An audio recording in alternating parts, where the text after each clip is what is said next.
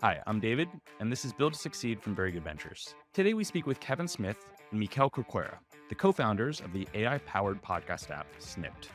In this episode, we learn about their experience building with AI to create an innovative product that uses AI. So, let's build some knowledge. Hi, Kevin and Mikel. Welcome to the Build to Succeed podcast. Thanks for joining us today. Hi, David. Thanks for having us. Yeah, hi. Thank you. Thank you so much. Absolutely. So, given what you guys do, I wanted to maybe get us started with just a little quick question of, so what is your favorite podcast at the moment, given that I'm sure you guys are seeing quite a lot of podcasts these days? Mikel, you want to start? Yeah, I can start. I'm currently listening to Legacy. It's two reporters who tell the story about famous and influential people. I'm currently listening to the episode about Freud. Well, the episodes, 4 episodes per person, more or less. And yeah, it's the Freud episode. And yeah, it was recommended by my girlfriend, who's a psychologist. So yeah, that's why I started with that one. I'll check that one out. Yeah. I'm a big fan of Lenny's podcast, as an example.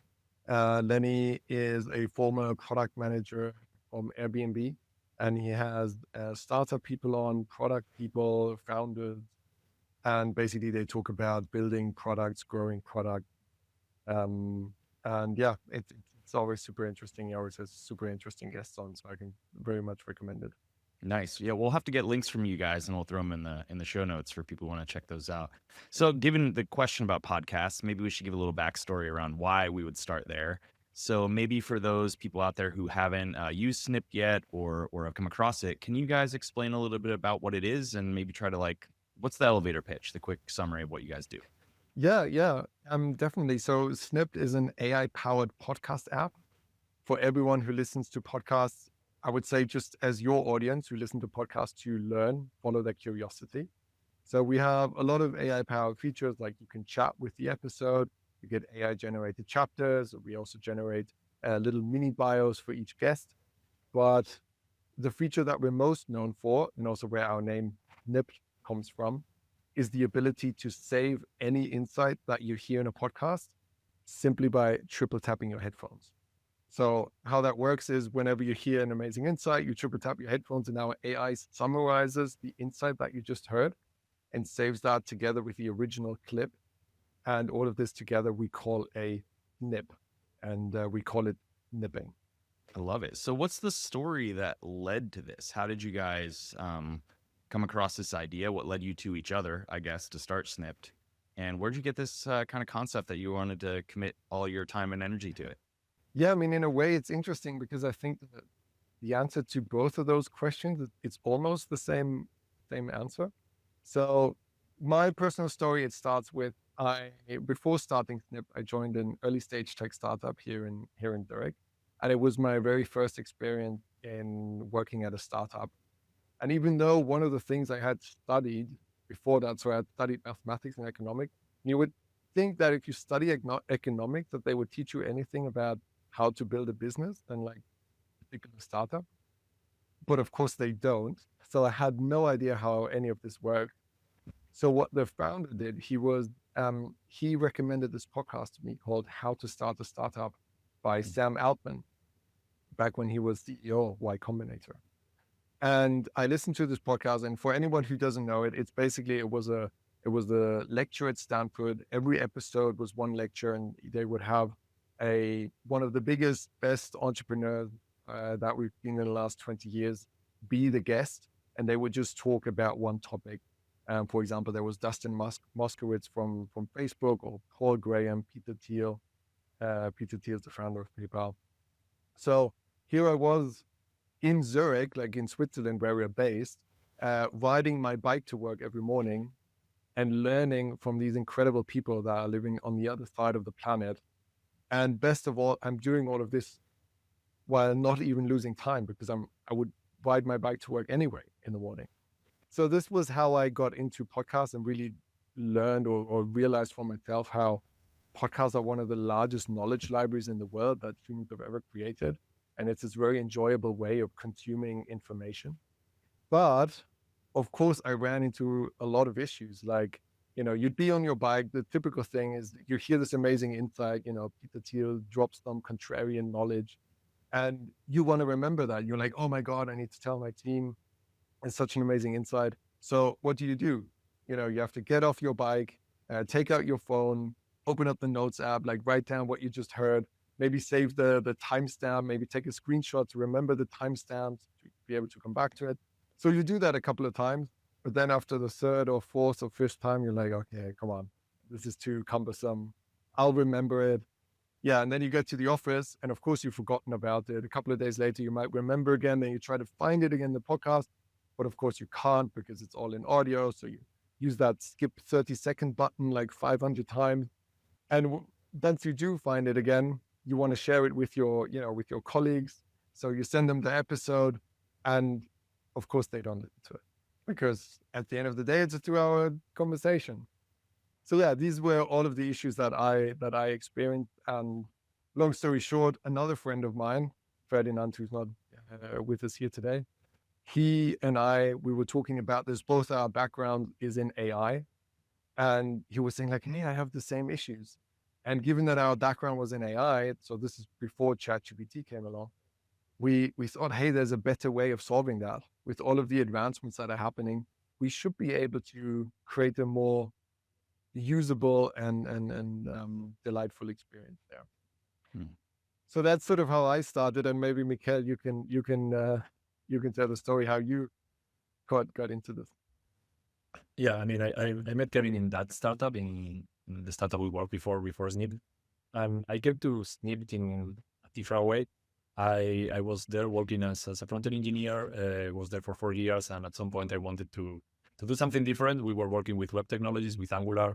I was already, I heard about Flutter from our CTO back then. I mean, he was a backend developer. He learned about Flutter. He was excited about it. I said, okay, let's give it a try just to learn something new. And I really started liking it. I really like the development experience. I really like where this is going. I also liked it because it was new for me, right? I wanted to build an app. Yeah, after some point with that, I got a little bit bored also of the product we were building, and I decided to leave. And I said, okay, I leave and I figure out what I do. One thing I was clear for me was I wanted to learn Flutter in between jobs, just to see whether I will land a job with Flutter or not. And I wanted to find a job where I will build a product for consumers. In the previous startup, it was B2B to C. And even though we were building something for the end user, it was very hard to see that connection. So we were building something, the bankers will see it. I had no idea how people were using it, whether people were using it. So that failed for me, right? I mean, it was like not very connected to the product. So yeah, I decided to learn Flutter, and I knew that Kevin and Ferdy were building something. I had no idea what it was. I said, yeah, I mean, I rather learn Flutter while doing something that makes sense, some cool idea, than just do another to-do app. Because yeah, it's like the usual learning exercise, right? So I talked to them. I said, okay, I have 3 months in between jobs. Let's get together. I will help you build the UI, because they really needed help in that area. They had some prototype that's better, that never sees the light of day. And so, yeah, then I started working with them. But basically for me, it was a learning exercise, right? I said, okay, while I find another job. And time passed, I was doing interviews with other companies. And at some point I had two offers, plus I was still excited to work with them. And yeah, the three of us sat together, well, in a meeting, because I was in Spain back then. And yeah, I decided to say no to those offers. And yeah, they offered me to join Snipd as a co-founder. I mean, it was still not founded, but joining as it was, the three of us would find the company. And I said, okay, why not? If I don't do it now, I mean, I don't have kids, I don't have family, so it was, why not? I mean, I really enjoy what we are doing here. I think the idea was amazing. And the experience of building something from scratch, and the idea that would be used by someone. We still didn't have a prototype that we released, but it was something that I was so passionate about, being able to build the app, have it in my hands, and knowing that would be the thing that the user will use. So I decided, okay, let's go with it. That's how I started. That's how I joined them, and that was already 4 years ago, more or less, right? So then we decided to start, and that's when we started really building it, iterating over the idea, and finally releasing the first version of the app. That's great. I love the sort of origin stories here, because, Kevin, you identified a need based on your own personal experience, trying to listen to those. I know exactly what you're talking about. There's podcasts I listen to. There's one I really love called Two Bobs, and it's like they have so many insights that it's just like, if I go for a walk and listen to that, I'm just basically, my head's down in the notes app the whole time, like writing notes. And so something like Snip comes along and you're like, oh, this is doing that same thing and giving me the opportunity to collect those things and mark those insights. So you building it from that insight and being like, hey, I have this need. And from that sort of position of personal desire. And I think so many products have come from that. And then Mikel, on your side, it's like, well, okay, I want to build something that actually I want to use, that like is something useful for me, even if it wasn't the thing that you originally dreamt up for yourself. It's like, so there's just a really interesting insight there of like how these things and teams materialize, which I think is a lot of fun. And I do want to get into the technical details of how you guys have built it, because there's some AI stuff. But before going that far, given it was like a personal idea and, podcasts are pretty popular, one of the things I would imagine would be difficult is to figure out like the initial feature set for this, right? You have all this AI change, people consume these things in different ways. You have people riding a bike, walking down the street, in a car, sitting on a couch, right? For different reasons. Some people do it for entertainment, some people do it for learning and personal development. So when you were getting started, how did you really decide like what the user really wanted? And maybe like over time, has the feature set changed, like from the idea phase to what it ended up being? Like, how did the actual concept develop over time? Yeah, this is actually quite interesting, because now looking back, when we had the first conversation and were prototyping first versions, we did not think that the aspect of saving the insight would be the biggest part of it. We thought the big thing is discovery, because what we saw was, if we have users who are saving the best insights in podcasts, there would be 10, 100 times more people who would want to just discover them, right? So it's almost, in a way, the idea was almost a little bit like a TikTok for podcasts, that we then sort of like came to be like when talking with one another, where a certain section of users would create snips while listening, and another section would just consume these snips or use them as a discovery tool. So when we actually then started to create the first versions that we got into people's hands, we thought the difficult thing will be to get people to create snips. Like we didn't think that, I didn't think that I was actually, that there were so many other people like me, and then everyone would consume them. But once we gave people the prototype, what we found out was actually exactly the opposite, is that all of them were creating snips, and they weren't just creating one snip an episode, but, like 10 snips an episode. And they really loved that. So this was sort of how it's almost like the feature set didn't really change, but the focus on what what was the main thing that we put front and center, that then changed through building something and putting into people's hands and learning from the feedback. How did you collect that feedback? Did you just talk to your users? Did you have like a feedback capture tool? I'm just curious how you uncovered that insight. Yeah, I mean, that has developed quite a bit over the years. So in the very beginning, I mean, we didn't have an app live, right? So we were just on Testbyte. So this was just talking to friends, giving it to friends, asking them to use it. And then once we had a version live, then we always had a big feedback button at the top of the home screen, where they could immediately give us feedback. And that was, I think, one of the most important things that we did in the beginning. To really have that front and center. It actually took up a lot of space. So any designer would have hated it. But yeah, that's the way how we collected the feedback. And it was just a Google form behind it, like there was no fancy whatever. That worked quite great. That's awesome. Nice. Well, so let's get into the technical side of things, right? Because you have an AI story here. And of course, AI is super hot right now. And I think you guys got started with it, I think, before all this became super hyped, like, because you've been working on this for 4 years and had these ideas from the beginning, and the AI was part of the genesis of like what you could do here. So maybe like walk us through a little bit about some of the technical choices you've made along the way, both in terms of how you decided to build it. How did you sort of prototype this? You mentioned, getting some test flights out and things. Yeah. And then maybe how has the technology really driven your approach to the user experience itself in terms of what the product actually does? Yeah, maybe I can answer that. I think at the beginning, the most important thing for us was not that much about the technology we were using, but that we wanted to ship something as fast as we could to get feedback. And at the beginning, the reason we decided for Flutter was because I was learning Flutter, and it was, okay, I will learn Flutter with this, right? Kevin and Ferdy, the new Python, so they will do all the backend in Python, right? So for us, the main focus was, okay, let's get something out as fast as possible for our friends and family first, then to test flight, and then to the App Store. And I think in total, it took us less than 6 months to go all through that process. I still think that the decision of using Flutter was the right one.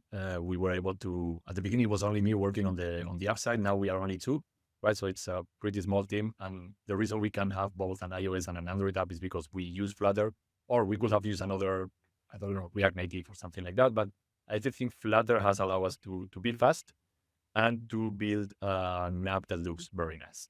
I think one thing that people talk a lot about when talking about Flutter is this developer experience and node reload. And I think it's not only important for the developer that that's there. So yeah, of course, I like working with Flutter because the developer experience is much nicer than maybe Angular. But I think that is reflected also on the product at the end, because I have joy creating the UI. I will go the extra mile and try to make it much nicer. I will also be faster because of the iterations of the UI. I mean, we know how it works, right? We also don't have a designer, or I mean, we work all as designers, or me, I work as a designer, but I don't usually do it on Figma, right? Because Flutter is so fast to iterate on. We can really just start building, do maybe a few prototypes in Figma, then jump directly to code. And because it's so fast to iterate, move the button here, put this color here, wherever you want, I think it allows us to go to the end result much faster. And one thing that is very important for us also is the interactions, like how the user uses the app and how it feels. It's not that how it looks, right? And I think that's very hard to replicate on Figma. And with Flutter, you can really have the app in your hands, change a value somewhere, try it again, see how this scrolling feels, see how this animation feels. And I think with other frameworks, that will take you like maybe you have to restart the app, go back to the screen you were before, replicate the state, and the whole process takes you much longer. So I think the willingness from the developer to get there is sometimes not there, or sometimes the time is not there. So I really think that Flutter allows you to create these polished experiences that is so much harder in other apps. And I think in the way, the developer is also, I think they have more joy using Flutter than, at least for me, than using, let's say, Angular to create these polished experiences. So I'm still quite happy that we use it. I mean, we, of course, have found that some things are not as easy in Flutter. Everything that has to do with native code or native interactions, it's always a step. You have to take another step. You have to integrate it with a plugin. You have to create the plugin yourself. So sometimes it's not as easy to interact with the native side. But all in all, I'm quite happy that we decided to use it. That's like a really interesting use case for startups there too, right? Where if you have engineers who are have a good visual eye, sort of there's the traditional designer developer handoff, where like you do everything in Figma and then you document that and you hand it off to the engineers who implement it. But I think that's an interesting insight in terms of, especially if you're trying to do something fast, that's new to the world, where you're trying to test it, do that quick prototype in Figma that gives you the direction, and then just get in there and just start doing the last, 20% in code itself. Yeah, and I think one thing that it's important of doing it in code is like, you have so many different cases, right? I mean, I don't know if anyone who has built an UI knows that, okay, the designer will test these few fields with a nice case, right? A small title with like a small description. But then you use the app and there is people like, I don't know. I mean, there are some podcasts that have like 5 lines or title, right? And it doesn't look nice on Figma. Like if you put it there and you just use their design, it doesn't look nice. So I think by using real data also while you are designing the app, it also allows you to catch these cases much earlier and try to figure out a solution for those. And I think just feeling it in your hand is also a big thing, right? I mean, it can look nice on Figma, but then you use it and it's, okay, this doesn't work. Yeah, no, totally. No, that makes total sense. And that's where you're right, the hot reload, and even just the ability to iterate quickly and get it on different devices and understand, even on iOS or Android, does this interaction need to be a little different on Android because of something about the OS or something that you really sometimes can't tell until you put it on a real device and give it a try. Yes. And you're right about all those states, right? Like one of the hard things is like, I think, really great creative designers, they want to do the big picture stuff.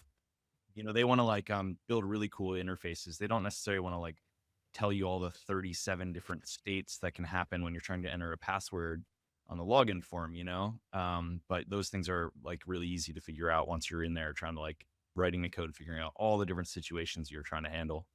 Yeah, exactly. That's awesome. So it sounds like that front end choice, which was out of a position of just curiosity and interest on your part, ends up becoming a bit of a strategic advantage for you guys as you get going. Yeah, I would say so. And I think that allows also to maintain the small team, which is also has some advantages. Also maintain only one code base for both Android and iOS, right? They don't deviate. You don't have to think about when do you release one or the other. So I think it has a lot of advantages. It's funny because you mentioned about that factor, right? How it allowed you to get on iOS and Android and prototyping in early stages so quickly. And I've been doing Flutter so long now. It's been since 2017 that we've pretty much exclusively been writing apps with Flutter.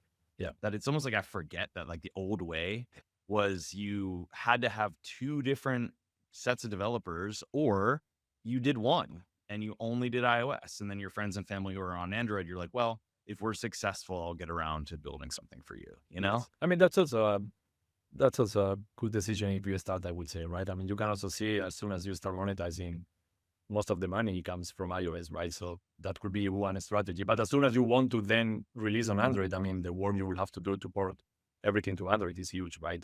Depends on what your app is. You may have to be in both platforms anyway. So yeah. Well, and I think the key is like you still get that monetization boost from iOS when you focus on one of these multi-platform or cross-platform tools. And I think the truth is like I think React Native has gotten a lot better too. Early iterations and approaches at this stuff were just not quite there. They were substandard, and I think a lot of companies that tried them or teams that were or individual developers kind of got burned by it and felt, this isn't really quite what I'm looking for. But I think Flutter and React Native have both gotten so good that I don't know, it's kind of crazy why, people would be building fully native at this point for me, from my perspective, but I'm a little biased. So yeah, me too. I'm a little biased.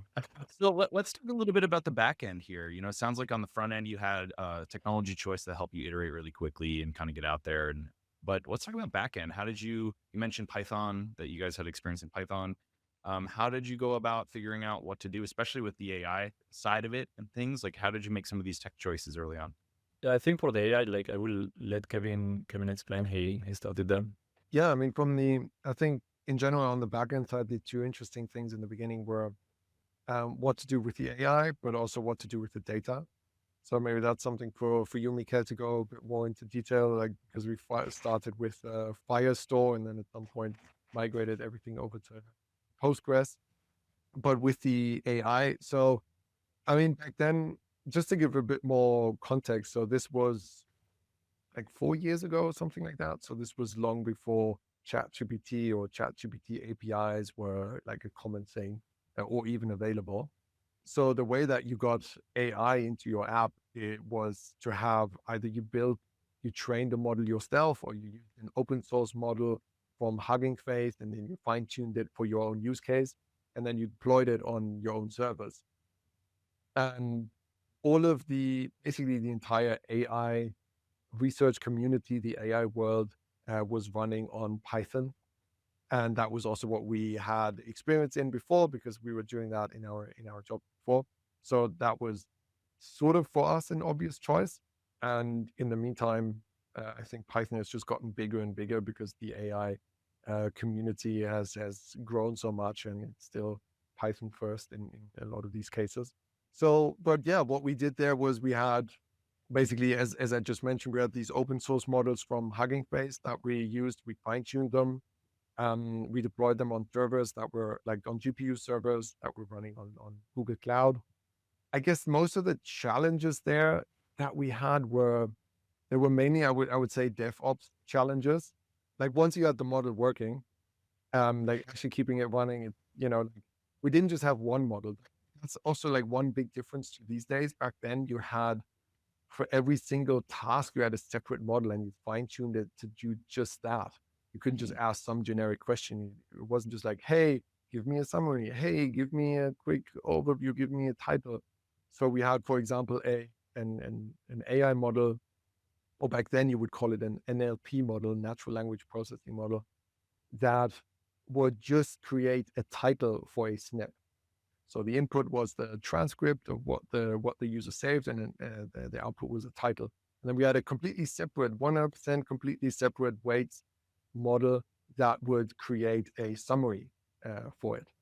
So and so for this, we had various of these models, and basically on our GPU servers, we were loading them into the GPU memory, then unloading them and loading the other one in, and there were just a lot of issues of like some stuff staying in memory, and at some point you can't load the new models anymore. And we had a lot of issues that we actually never solved. So we had jobs like every 2 days, we would restart the GPU server, like the typical things of just like, yeah, just get it to run somehow. So yeah, these were sort of the challenges in the early days. And now in the meantime, that of course has changed a lot. We still have some open source models that we're running on our servers, mainly for where we see that we have cost advantages. But most of our AI processing is now happening via the APIs from ChatGPT, Google, also Perplexity we're also using. But that comes with new challenges. Well, let's dig into this because I'm sure a lot of people out there, AI is such a hot thing right now, and I think that there's a lot of confusion and a lot of anxiety and just a lot of uncertainty around like how do you even do these tools? Do I need to be a PhD in math and a AI engineer? What is that even? Do I need to be a data scientist, or is this just hooking up an API like anything else? So I'd love to dig into this with you guys and maybe start by being, it says powered by AI, right? Snipd is powered by AI. So maybe when you hear a phrase like that, or in your context, when you say it's powered by AI, what does that actually mean to you when you're communicating that? Oh, so this is really a big topic that we have internally. What is it AI powered? Is it AI native? Is it even something that we should mention at all? And we've gone back and forth. Now, the reason why we call it an AI powered podcast app, or sometimes AI native podcast app, is because these days we are in this transition phase where it's still something special that your product has AI, and at least AI baked into the core functionality.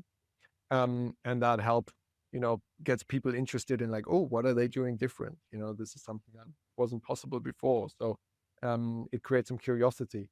But to be honest, the way that we're looking at it is we see AI as it's basically like the new electricity. So in the future, it will just be in everything. And it will be so common that you will not say the same way today. You don't say, hey, I have this electricity powered watch. Like, no, you just have a watch. In the same way, in the future, we will not say I have an AI powered podcast. I'm like, no, this is just a podcast. Obviously, it has AI baked into it. But if we use these terms, if we do use them internally, we do actually love the way like the term AI native over AI powered, because AI native really means to me that you've thought through this from first principles, what is now possible thanks to that we have this technology, rather than just looking at, this is how we used to do it before. And okay, now we just add a little feature or sprinkle on top. And I think you can see some very famous examples is Cursor, which I assume a lot of your audience is familiar with. That was a case where before you had other, you had Copilot, the GitHub Copilot thing, which really much more felt like, okay, it's just now a bit better of an autocomplete. But Cursor really rethought the whole process of, okay, if we have these powerful tools, like how can we integrate them much more natively? So that's what we try to do with Snip, like really think through it from first principles. I like that. That's so AI native AI powered is that first principles of what can you do with this technology and start there, and then build the product idea. So was AI always a part of the product vision from the beginning then? Because, you said you started 4 years ago. I don't think that this was like a super common thing that everybody starting out was like, we're going to use these tools, because I think it was daunting, like building the models and getting into that stuff. When did AI become a core part of the mission where like you really made the product sort of this AI native perspective? So it was from the very beginning. So, I mean, it basically all comes back to myself and our other co-founder, Ferdinand, our backgrounds being in AI. And for me, like basically Snip was built on two big, let's say, realizations or beliefs that we have. One is that we see podcasts as one of the largest knowledge libraries in the world. And two, we believed early on that AI would fundamentally change how we can interact with spoken audio. And the point that made it clear to me, this realization much like long before ChatGPT came along, was a paper that was published by Facebook's AI team, where back in the day, what they did was they used the two main technical innovations that led to huge breakthroughs in text processing with AI. They applied that to speech processing, and it just worked really, really well. And that for me was the moment where I realized, like, wait, everything that's happening in NLP, like this text processing at the time, all of that will happen in speech as well. And if you have both of these worlds, now you can do so much more with spoken audio. So yeah, we had that vision from the very beginning, but it wasn't clear from the very beginning what we'd be able to do with it. Yeah. That's interesting. So then you're not clear what you're able to do, but then you get in there and you start experimenting with these tools. And at the time you didn't have, when you first got started, especially, you didn't have these large language models that are so popular now. How do you go about answering that question? Like, what actually is possible? How do you go about experimenting with different open source models and approaches and tools, and then figure out A, what's possible reliably, and then B, like which approach or which tool gives you the best outcome? Because one of the challenges here with AI is they're not deterministic, so you get different outputs each time. So how did you go about making these decisions, right? Especially in the early days when you didn't, now it's a little bit more obvious. Like, okay, I'm going to use Claude, or I'm going to use OpenAI or Gemini. There's like some more specific directions I think people are more likely to go. What was your insights in terms of how can we even today make better choices with these tools? Yeah, I think again it has changed quite a lot. Like if you look at back then and to today. So back then, in a way, now looking back, maybe it was even easier because you had less choice in a way, and it was clear what you had to do there. So there were a couple of open source models, but then you had to take that and you had to fine tune it for your task, and it was just for a single task usually that you did that for. And then you just saw how well that worked. Like the big benefit that we had, and that I also recommend to anyone working on something today, is like we didn't aim for perfection.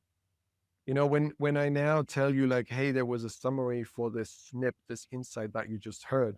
Today, everyone thinks of this perfect summary because everyone knows what ChatGPT is. Like back then, our summary, like let's be honest, it was actually crap.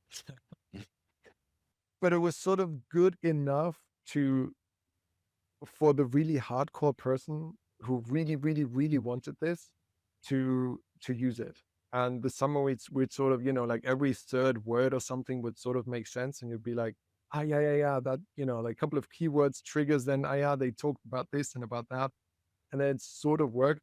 And we just bet on all of this getting better over time. Mm. And the way that we actually looked at it was that we thought we would have to do all of the work. So we did not envision these APIs to just come along, especially not this early. So we envisioned us having to do the work to make it better and better and better. Of course, with, again, standing on the giants of, the open source models that at the time, like even OpenAI was still open sourcing some models. And Facebook was open sourcing a lot of models. But yeah, we thought over time we would get bigger, we would get more successful, we would have more data, we would have more people on the team, and with that we would improve these models over time. Nice. So that's how you can embrace the hallucinations and some of the, just with an innate assumption that it's going to get better. Yeah, I mean that's sort of how we saw it back then. I mean now today, I think like even the term hallucination back then, it didn't really exist. Right. I think this is actually more a bigger problem today, especially also for us because we've outgrown the the early adopter that forgives everything, the weirdest hallucination.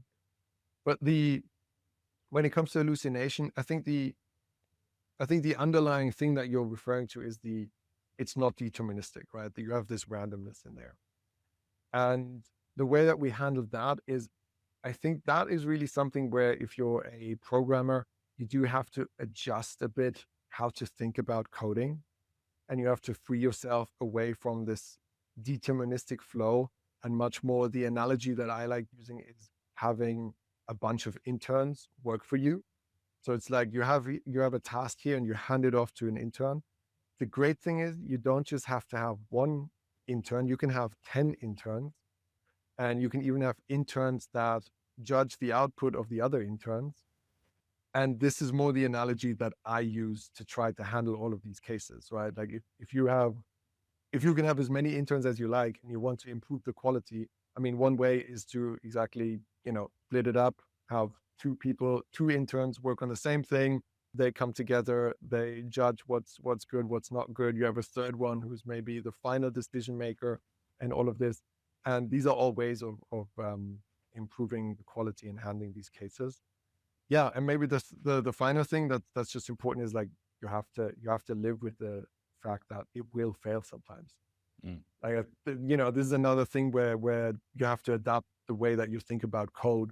Where usually, if you've written everything nicely, it shouldn't fail. Or if it fails, then there's a bug and you need to fix it. Like no, it's just you have to live with a certain percentage depending on how difficult the task is that will fail, and then fail gracefully, and also the end user experience has to reflect that. Yeah, and also the user has to sort of, that's just another thought that just came to mind. One thing that has helped us as well is that we've always been very clear that we are an AI powered podcast app and that we have AI everywhere. And so the user then also learned like, okay, if this is written here and know it's generated by AI, can I trust it or not? Or if it's sort of missing some, like, okay, probably the AI did a mistake here. And that then also helps. Well, I think we're in an era too where people are learning to sort of like appreciate that because the code is not deterministic. It's kind of just no different than if a friend of mine listens to our podcast that we're recording and I was like, hey, tell me what you think, and they give me a summary. They're gonna like not get it totally right, even our memories are not super good at exactly being factual, right, of this stuff. So I think people are getting used to that. But so you AI is like everywhere. So you guys are using AI to actually develop the app too? Is that part of your engineering workflow? Is it kind of full stack for you guys everywhere AI? Yeah, I mean, we use, like, I think each one of us, and for different tasks, we use it differently, but it's certainly something that is in our workflow, right? I think for me, personally, I use it different depending on the technology I'm using, how familiar I'm with it, what kind of tasks I have, right? With Flutter, we started, I know the code from A to Z, and the context is much bigger, right? So I'm there less reliant on AI than, for example, if I'm trying to build something new, right? I mean, one good example was how we build a new landing page. We use V0. I don't know if you're familiar with it. It's from Vertex. This pipe coding, let's say, tool to build web apps. And the cool thing about that is that we are four in the team, right? So it's two front-end people. We also have Ferdy, who is mainly working on the AI or in the backend. And he started building the website, right? So the cool thing about V0 and this AI tool was that he was able to create the main content of the app without having any knowledge on web or design. Even though then I took over and I had to change a few things here and there, I think it was very helpful for us as a team to have him be dependent on, I want to focus on the content, but of course you cannot just write the content on a Notion page, right? You still have to visualize it to see whether it works or not for a landing page. I think it was very good for us that he was able to work on that independently, create the basic look and feel, create the content, and then hand it over to me because I have the experience on the front end side to polish it and making it production ready. So that's one of the extreme of how we use these AI tools, and there is something in between, right? I mean, for me with Flutter, as I said, I usually jump to the chat and say, hey, how can I do this? How can I do this other thing? I think for Flutter, it's not as powerful. There is less code around than, for example, let's say React, right? So you can feel it also in the answers it gives. But we also have a web app, not web app, we have the share page and we have a few web tools. And there I'm less familiar with it, right? So there I'm much more leaning to Cursor or something that is integrated on the IDE to help me, hey, how did you create a component in Angular, right? I forgot about it because I didn't work on that for 3 years. So that's super, super helpful for me. And they are more, there I have less, let's say, less expertise on what the process is. So I find them much more helpful there. So for me, it's depending on my knowledge of the kind of task that I have, but definitely we are all using it in developing. I think some of us use. That's a cool framework to think through it, actually, because I think a lot of engineers are struggling right now with figuring out where and when and how to apply these tools, because you get pressure from, socially, just like reading LinkedIn or like reading tech blogs and stuff of like everyone's using all these tools to be like so like productive. What should I be doing? Me. But it's interesting because you're like, if you know the app super well and you already have that context and you can go in and be really productive and really quickly produce something, then maybe like an AI copilot is not as useful because you can just yourself get in there and get it done. If it's something new you're trying to add or something you're not an expert at, it's helping you to kind of get things quickly. And rather than hiring a web engineer or a freelancer or somebody to come in and do that, you can get somebody to move it far enough, or then you as a competent engineer can get in and kind of get it the rest of the way. And so I think that's a good framework, because I think sometimes people are like, oh my gosh, do I need to like replace my core expertise with this? And it's like, no, it's just it's an augmentation that helps you get better superpowers, right? And I think at some point you need this core expertise also to judge what it's giving you, right? I mean, it will give you a lot of things, and some things are good, some things are not so good, right? And some things will work, but some things will work in a way that, if you have the expertise, right, on Flutter, I know that this works, but I know the issues it may have, right? And so I think it's still important to have that. So you are the judge, right? You are reviewing what the AI is outputting. Of course, you will test it, but there is much more to code than, I mean, I think it's as Kevin said, right? It's like an intern. You can give it to an intern. It will give you something that works, probably, right? We create a PR. It works, right? But that's when we have PRs, right? It's not just that it passed the test. Like, okay, how did you code it? What are the issues that this may introduce or not, right? So you can then guide the AI to build what you want, how you want it. And yeah, if you have the expertise, you can guide it much better. And maybe you need it in less places.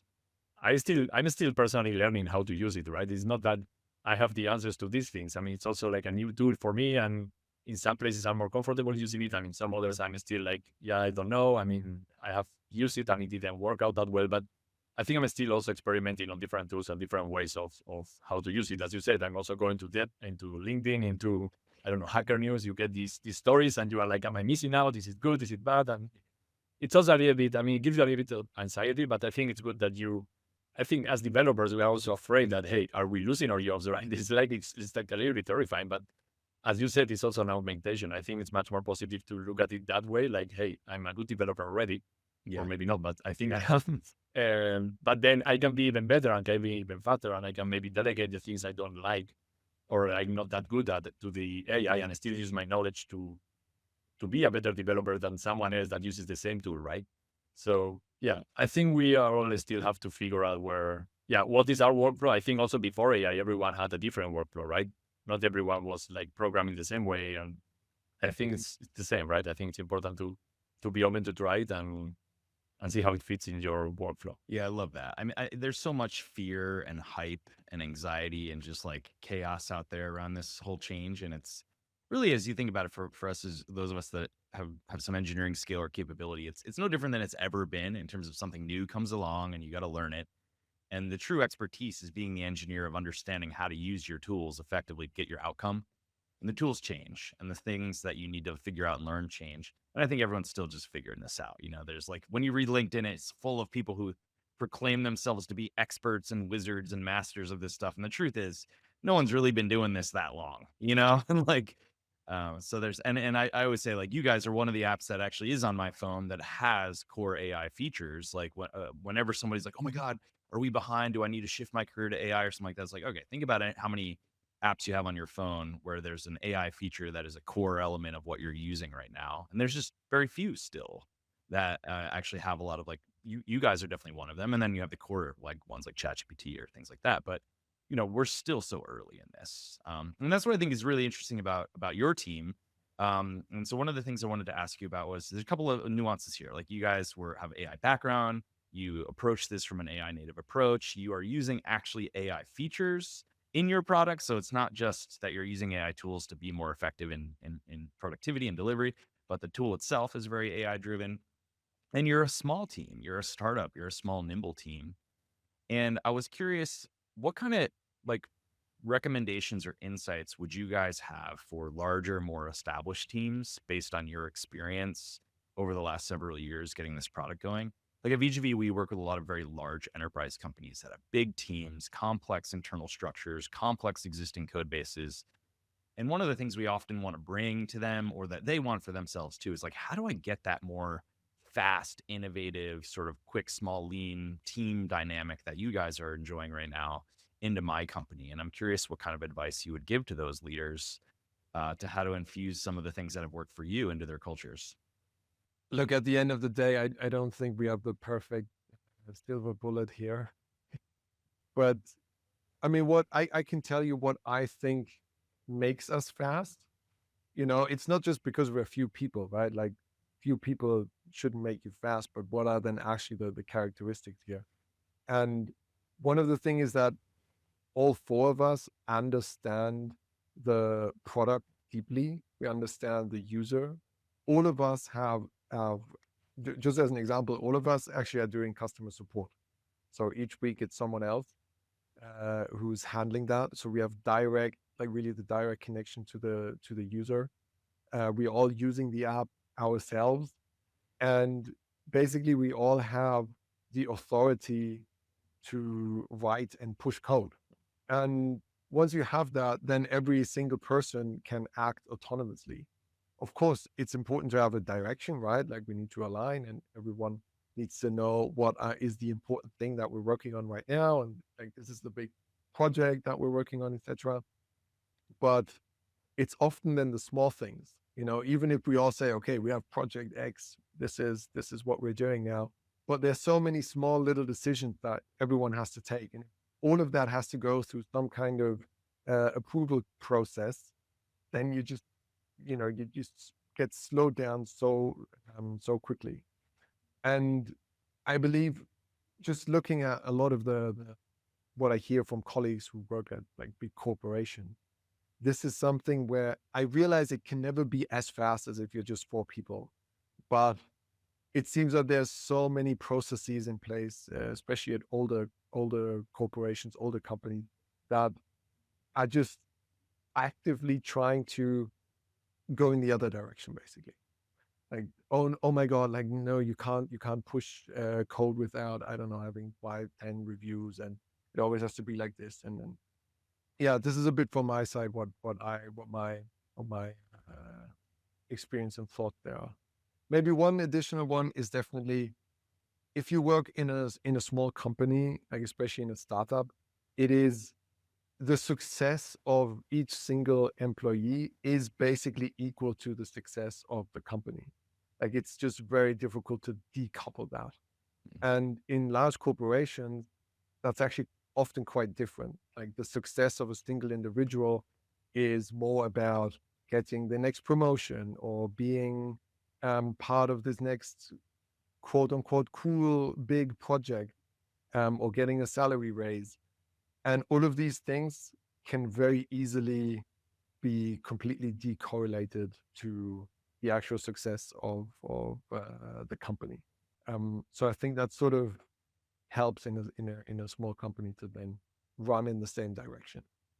You're totally spot on. I love it. Like, it's that empowerment thing, and the complexity and the trust, and these big companies build all these systems, and it's hard. It gets really complicated, and I think that is ultimately, like, there's so many management books, and all the guests we've had on our podcast here, it always comes back to like team dynamic and leadership trust. Like, does the leadership really trust the team to act, and to not be super nitpicky about everything they do, and let them do their things that they want? And communication is the hardest thing, right? Keeping everybody aligned. So I love that. So I want to thank you guys. This has been really great. I want to wrap us up here. And one of the things I just wanted to ask, is sort of like a parting shot, is, given that you guys have been in AI native land for several years, predating its popularity in the broader sort of zeitgeist, what do you think our AI native future really looks like? Like, where does this go for Snipd, and where does it go in general for engineers and for knowledge workers and everything else out there? What do you think? So I think, like, the most important takeaway for me is that I believe all of us still underestimate the impact that AI will have, and how much it will change things. In that includes myself, because I think it's just so difficult for us in general as humans, it's so difficult to understand anything that's sort of exponential, or like goes in the direction of an exponential progress. And that is what we're going through right now with these models. So I'm actually quite careful always to like predict or try to frame myself as knowing what will come, and more try to go back to like just remind yourself that you're underestimating it, and then that's already a good approximation. But I can give you a couple of things. Like, one thing that very few people are only talking about, I believe, are AI in the real world. Because right now, most of the very public process, I would say, has been happening in the digital realm. Basically, all of these LLMs, and then with coding, and generation of images, audio, video. But you can see how these humanoid robot startups are making more and more progress. My wife, she works for a company that does autonomous robots, and it's just clear how this will happen. And it might be a bit like autonomous driving, right? Where we're like always 3 years away, always 3 years away. But you can see what's happening with autonomous driving now, right? Like, I think in the last 5 months, Waymo has done twice as many rides than in all of the years before, something like that. They have, I don't know, 20% market share in SF for ride hailing. Like, it's happening slowly, but then suddenly all at once. So if I can just say one thing, like maybe real world AI is something that a lot of people are not talking about yet. Very interesting. Mikel, do you have any thoughts? Yeah, to be honest, I also have no idea how it will change. I only know that it will change a lot. I think it will change a lot for us developers. Maybe where I'm more worried or excited, both at the same time. But I think there it will change a lot. And I agree with Kevin that we really don't know how much it will change. Like, I think it will change much more than what we think it will. But I'm trying to have a positive attitude, in the sense, like, trying to get away from, I lose my job, I won't be useful. I want to think that, yeah, we will be able to, maybe as developers, build much more, much faster, and still enjoy using these tools. So that's where, yeah, my hopes and my view is. Anytime we have these major changes, but there's so many examples of technology over the history of mankind, like just having these radical shifts that change workforce. And honestly, it's a little bit disappointing and disturbing to me that people feel like, oh, because of AI, suddenly there's just going to be like all this unemployment. And I'm like, I feel like it's not really giving all of those people a fair shake. It's like, you think that there's something going to change here, and they're just going to like say, well, shucks, I lost my job. I'm not going to, people are crafty. We have ingenuity. We figure new things out to do. And realistically, what I've always felt about AI and some of these tools, these code assistants and things like that, it's like, really, it's the same thing that Flutter did for us, right? It's like, it's giving our developers more productivity, more superpower, better developer experience.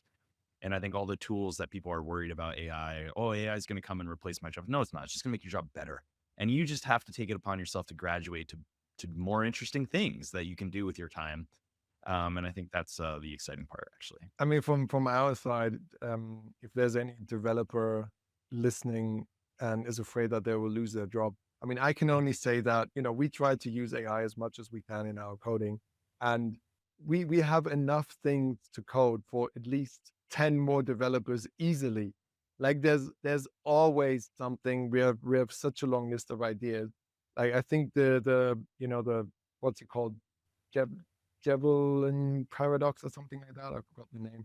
I think this is so true. Like, basically, if a good becomes cheaper, or basically becomes cheaper, then the demand for it actually goes up, and it goes up by much more than the quote unquote price decrease.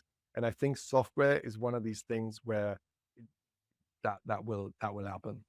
That's a great thing to end on. Positive note. I think we have to be optimists, right? And we have to look at this as the opportunity and the excitement for what's ahead. There's so much doom and gloom. It's a little bit, it's unfortunate. We got to stay focused on, this is going to make everything so much better in the long run. And so I thank you guys for coming on here. Thank you for making Snipd. It's a really awesome tool. Really cool to see that connected from your personal observation and need, and your own passions, and then leveraging the latest and greatest tools to make something people enjoy using and makes a difference. So thanks so much for coming on, telling your story. Yeah, thanks for having us. Yeah, thanks for having us. Thank you for joining us on Build to Succeed, a Very Good Ventures podcast. We hope you enjoy exploring the experiences and insights of leaders that have built successful digital products. Please take a moment to leave us a review, and don't forget to subscribe to get our latest episodes. Thanks again, and see you next time.